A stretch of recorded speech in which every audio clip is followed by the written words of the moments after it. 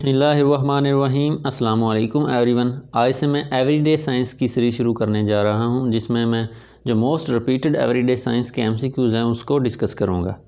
हमारा first MCQs है the name of the common mineral salt present in sweat is. हमारे पसीने में जो कॉमन मिनरल साल्ट पाया जाता है उसका नाम बताएं। इसका ऑप्शन सी दुरुस्त है, सोडियम क्लोराइड NaCl। दूसरा एमसीक्यूज़ है sensitive layer of the I is. आँख की हसास तह कौन सी होती है? इसका ऑप्शन सी दुरुस्त है, रेटिना। रेटिना का क्या फंक्शन होता है?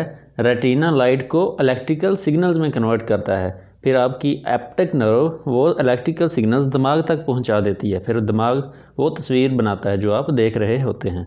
Laughing gas has chemical composition of following two elements. Laughing gas कौन से दो एलिमेंट से मिलकर बनती है? इसका ऑप्शन सी दुरुस्त है, नाइट्रोजन प्लस ऑक्सीजन से।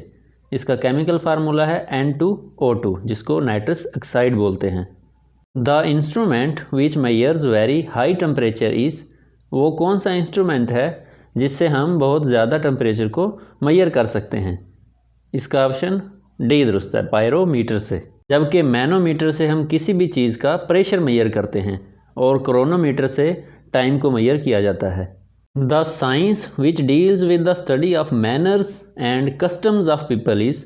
वो साइंस जिससे हम लोगों का रस्म व रवाज और आदाब की स्टडी करते हैं उसको क्या कहा जाता है? इसका ऑप्शन ए दुरुस्त है, एथनोलॉजी। जबकि मॉर्फोलॉजी बायोलॉजी की एक शाख है जिसमें हम एनिमल्स और प्लांट्स के साइज़, शेप और स्ट्रक्चर की स्टडी करते हैं। इसके अलावा जीन्स, जेनेटिक वेरिएशंस और हेरिडिटी की स्टडी जेनेटिक्स कहलाती है। Deficiency of following vitamin decreases haemoglobin production. किस विटामिन की डेफिशिएंसी की वजह से हीमोग्लोबिन प्रोडक्शन में कमी हो जाती है? इसका ऑप्शन डी दुरुस्त है, पायरिडॉक्सिन। पायरिडॉक्सिन विटामिन B6 का दूसरा नाम है, जबकि हीमोग्लोबिन डेफिशिएंसी को अनीमिया कहा जाता है।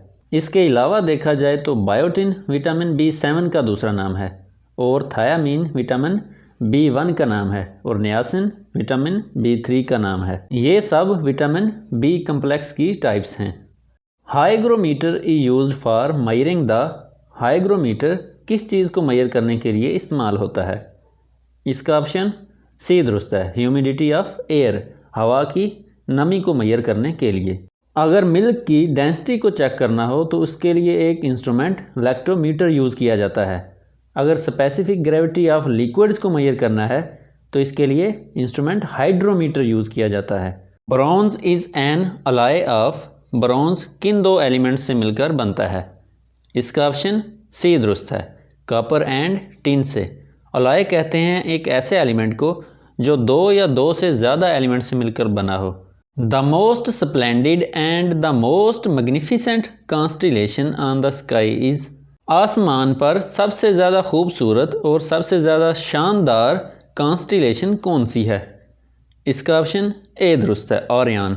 ओरियन कॉन्स्टिलेशन में वैसे तो बहुत ज़्यादा सितारे हैं, लेकिन जो इसके मेन स्टार्स हैं उनकी तादाद 7 है।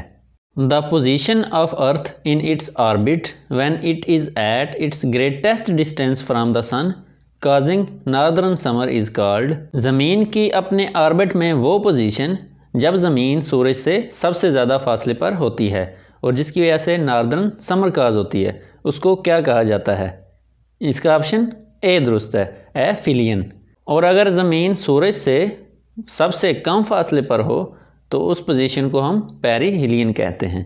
और इसके अलावा अगर टर्म पेरिजी और एपोजी की बात की जाए तो जब चांद ज़मीन से सबसे ज़्यादा फासले पर होता है तो उस पोजीशन को हम पेरिजी कहते हैं, और जब चांद ज़मीन से सबसे कम फासले पर होता है तो उसको हम एपोजी कहते हैं। Where do most of asteroids lie. सबसे ज़्यादा एस्ट्रॉइड्स कहाँ पर पाए जाते हैं? जो प्लैनेट मार्स है और प्लैनेट जुपिटर है उसके दरमियान एस्ट्रॉइड बेल्ट मौजूद है, तो वहीं पर सबसे ज़्यादा एस्ट्रॉइड्स पाए जाते हैं। तो इसका ऑप्शन ए दुरुस्त है, in asteroid belt between the orbits of Mars and Jupiter. Oasis is associated with. Oasis किसके साथ मुंसलिक है? इसका ऑप्शन बी दुरुस्त है, डेजर्ट के साथ, सहरा के साथ। ओएसिस सहरा के फर्टाइल हिस्से को कहते हैं जहाँ पर थोड़ी बहुत ग्रीनरी और पानी मौजूद होता है।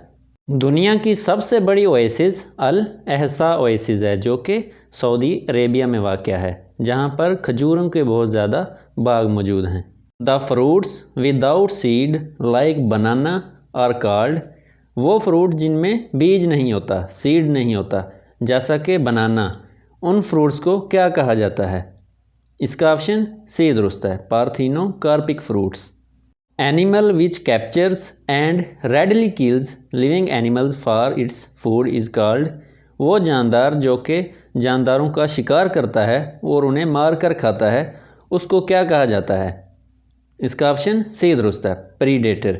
जबकि पैरासाइट को ज़िंदा रहने के लिए एक होस्ट की ज़रूरत होती है, जैसा कि जुएँ, और मैमल दूध देने वाले जानवरों को कहा जाता है। Parsec is a unit of, parsec किस चीज़ का यूनिट है? इसका ऑप्शन डी दुरुस्त है, distance. Parsec very long distances के लिए यूज़ होता है, जैसा कि सितारों के दरमियान जो फासला है, गैलेक्सीज़ के दरमियान जो फासला है, उनको मेजर करने के लिए पार्सिक का यूनिट इस्तेमाल होता है। एक पार्सिक तकरीबन 3.26 लाइट ईयर्स के बराबर होता है। The temperature of the dead body is, एक डेड बॉडी का टेम्परेचर कितना होता है? एक डेड बॉडी को जिस जगह पर रखा जाता है उसी जगह के मुताबिक उस डेड बॉडी का टेम्परेचर होता है, थोड़ा बहुत ऊपर नीचे हो सकता है। तो इसका ऑप्शन डी दुरुस्त है, temperature of the place where it is kept. जबकि नॉर्मल ह्यूमन बॉडी का टेम्परेचर 37 डिग्री सेंटीग्रेड होता है। The deepest place on earth is, ज़मीन पर सबसे गहरी जगह कौन सी है? इसका ऑप्शन बी दुरुस्त है, Mariana trench. Mariana trench Philippine country के नज़दीक पैसिफिक ओशन में वाक़या है और इसकी गहराई तकरीबन 10,994 मीटर है। Which of the following helps in clotting of blood, मंदरजा झैल में से कौन सा विटामिन ब्लड क्लॉटिंग में हेल्प करता है? इसका ऑप्शन डी दुरुस्त है, विटामिन के। इसके अलावा ऑप्शंस में मौजूद दूसरे विटामिन के बारे में देखा जाए तो विटामिन B1 की डेफिशिएंसी की वजह से ब्राइबरी काज होती है। विटामिन B1 का दूसरा नाम थायामीन भी है और विटामिन B2 की डेफिशिएंसी की वजह से राइबोफ्लेविनोसिस काज होती है और विटामिन डी की डेफिशिएंसी की वजह से रिकेट्स या फिर ओस्टियोमलेशिया काज होता है। हमारी जो स्किन है वो सनलाइट की मदद से विटामिन डी को प्रोड्यूस कर सकती है और इसकी डेफिशिएंसी को दूर करती है। Red blood corpuscles are formed in the, red blood corpuscles या फिर रेड ब्लड सेल्स कहाँ पर बनते हैं? इसका ऑप्शन बी दुरुस्त है, बोन मैरो में। हड्डियों के अंदर जो गोदा होता है उसको बोन मैरो कहा जाता है, तो रेड ब्लड सेल्स वहीं पर बनते हैं। How many bones are there in an adult human being, एक बालग ह्यूमन बीइंग में कितनी हड्डियाँ होती हैं? इसका ऑप्शन सी दुरुस्त है, 206। जब बच्चा पैदा होता है तो तब उस वक्त जिस्म में 300 हड्डियाँ होती हैं, कुछ हड्डियाँ आपस में मिल जाती हैं और बाकी 206 रह जाती हैं। इंसानी जिस्म में सबसे बड़ी हड्डी फीमर की है जो कि टांग में पाई जाती है और सबसे छोटी हड्डी स्टेपस है जो कि कान में पाई जाती है। The largest part of the human brain is, इंसानी दिमाग का सबसे बड़ा हिस्सा कौन सा होता है? इसका ऑप्शन सी दुरुस्त है, सेरिब्रम। जबकि दिमाग का सबसे छोटा हिस्सा सेरिबेलम होता है। Which is the largest gland in the human body, इंसानी जिस्म में सबसे बड़ा ग्लैंड कौन सा होता है? इसका ऑप्शन बी दुरुस्त है, लिवर। जबकि इंसानी जिस्म में सबसे बड़ा आर्गन कौन सा होता है? तो इसका करेक्ट आंसर है स्किन। जो इंसानी जिल्द होती है वो इंसानी जिस्म में सबसे बड़ा आर्गन होता है। Which of the following have maximum calorific value, मंदरजा झैल में से किस में सबसे ज़्यादा कैलोरीज होती हैं? इसका ऑप्शन बी दुरुस्त है, फैट्स में। फैट्स में सबसे ज़्यादा एनर्जी स्टोर होती है। अगर फैट्स, कार्बोहाइड्रेट्स और प्रोटीन्स की कैलोरीफिक वैल्यूज़ का कंपैरिजन किया जाए तो फ़ैट के 1 किलोग्राम में तकरीबन 9.45 किलो कैलोरीज स्टोर होती हैं, जबकि प्रोटीन्स के 1 किलोग्राम में 5.65 किलो कैलोरीज स्टोर होती हैं और कार्बोहाइड्रेट्स के 1 किलोग्राम में 4.1 किलो कैलोरीज स्टोर होती हैं। Most of the ozone in the atmosphere is concentrated in the, हमारे एटमॉस्फेयर में जो ओजोन है उसमें से ज़्यादातर ओजोन कहाँ पर कंसनट्रेटेड है? इसका ऑप्शन सी दुरुस्त है, स्ट्रेटोस्फेयर में। जबकि ट्रोपोस्फेयर हमारे एटमॉस्फेयर की सबसे लोएस्ट लेयर है, सबसे नीचे वाली लेयर है, जहाँ पर सब जिंदा जानदार रहते हैं, जैसा कि हम हो गए। The theory of the expanding universe was first proposed by. Theory of expanding universe सबसे पहले किसने प्रपोज की थी? इसका ऑप्शन डी दुरुस्त है, एडविन हबल ने। और इसके नाम पर एक टेलीस्कोप भी लॉन्च की गई थी और उस टेलीस्कोप का नाम हबल स्पेस टेलीस्कोप है। इसके साथ ही आज की वीडियो का इख्तिताम हुआ। आज की वीडियो में हमने एवरीडे साइंस का पार्ट 1 कवर किया। अगर आपको ये वीडियो पसंद आई हो तो लाइक करें, सब्सक्राइब करें और शेयर करें। जज़ाकल्लाह।